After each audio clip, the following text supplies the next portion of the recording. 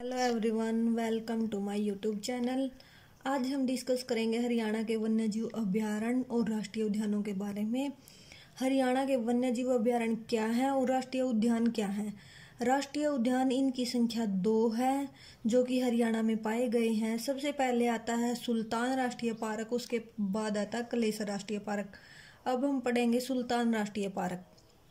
सुल्तान राष्ट्रीय पार्क, इसका नाम सलीम अली के नाम पर रखा गया था। सुल्तान राष्ट्रीय पार्क, इसको इको पार्क भी कहा जाता है। यह 143 हेक्टेयर में फैला हुआ है। पहले जब इसकी शुरुआत हुई थी सुल्तान राष्ट्रीय पार्क की, इसको वन्यजीव अभयारण्य कहा जाता था 1971 में।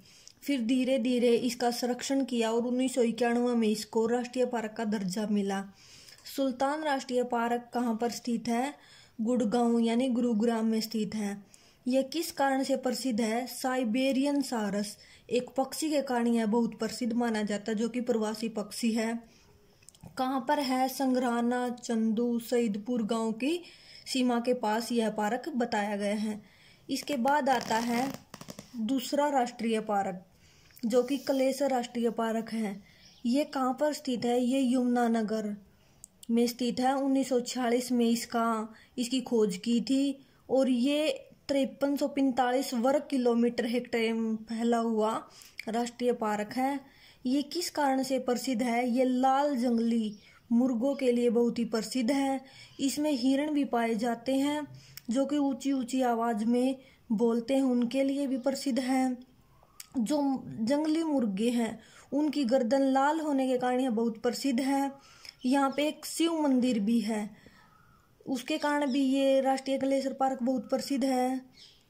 3 राज्यों से इसकी सीमाएं लगती हैं। जो कलेसर राष्ट्रीय पार्क है उसकी 3 राज्यों से सीमाएं लगती हैं। यहाँ पर साल के वृक्ष भी पाए गए हैं।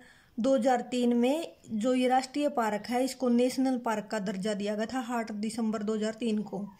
वन्यजीव अभयारण्य के बारे में जो कि 8 है, इनकी संख्या 8 है। सबसे पहले है कालेसर जो कि यमुनानगर में स्थित है। उसके बाद अबूशहर सिरसा में प्रसिद्ध है, सबसे बड़ा अभयारण्य माना गया है। काले तीतर के कारण, इसमें काले तीतर पाए जाते इस कारण यह बहुत प्रसिद्ध है। 11,530 वर्ग किलोमीटर में फैला गया ये वन्यजीव अभयारण्य है। इसके बाद आता है छिलछिला वन्यजीव अभयारण्य जो कि सबसे छोटा वन्यजीव अभयारण्य है। कुरुक्षेत्र में है, ये कुरुक्षेत्र में यह स्थित है। 2892 वर्ग किलोमीटर इसका क्षेत्रफल है।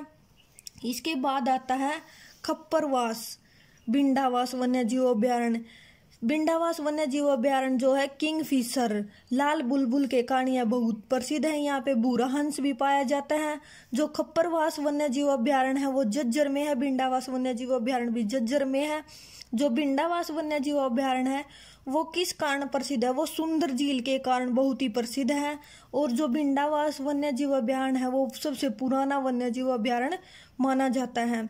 इसके बाद आता है 5वां नाहर वन्यजीव अभयारण्य जो कि रेवाड़ी में स्थित है। इसके बाद आता है पीर शिकारगढ़ जो कि पंचकुला में स्थित है। इसके बाद आता है खोल हीरेतान, ये भी पंचकुला में स्थित है।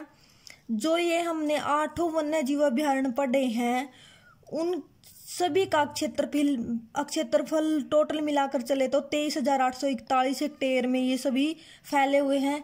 इसके बाद हम पढ़ेंगे 2 संरक्षित वन्यजीव अभयारण्य भी हैं जिनको सरकार ने संरक्षित का दर्जा दे दिया गया है। सरस्वती वन्यजीव अभयारण्य और बीरबारा वन्यजीव अभयारण्य।